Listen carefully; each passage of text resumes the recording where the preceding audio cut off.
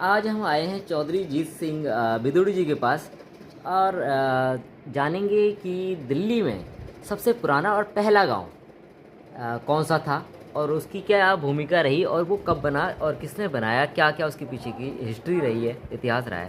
तो अभी हम जाने की कोशिश करते हैं। दिल्ली का सबसे पुराना गांव अंधावली गांव था, जो कि पुरानी दिल्ली की चार दीवार थी, उसके अंदर ये दो ही गांव थे। एक बासमोली गांव जाठों का था, अंधावली गांव गुजरों का था। अंधावली गांव का दिक्कत ये रही कि वो हमेशा अंग्रेजों के खिलाफ निर्णय लेते थे और कई बार स्वतंत्र सेनानी उसमें थे और वो लड़ाई में हिस्सा लेते रहे।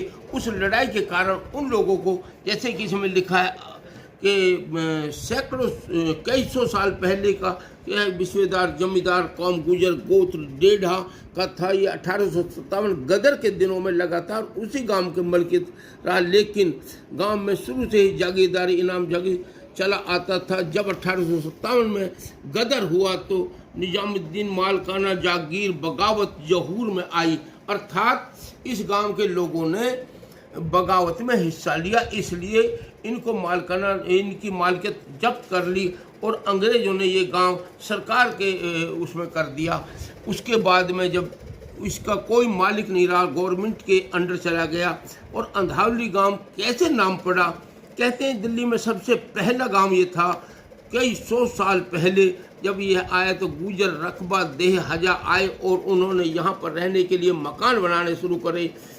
एक खननखार उर्दू का शब्द है, कोई पुरानी जगह जैसे किला, मस्जिद, मंदिर, गुरुद्वारा कुछ भी कोई होगा, उसकी वजह से इसका नाम अंधावली पड़ गया और यह खननखार होने के कारण आबाद रहा, अंधावली के मशहूर हो गया इसका नाम।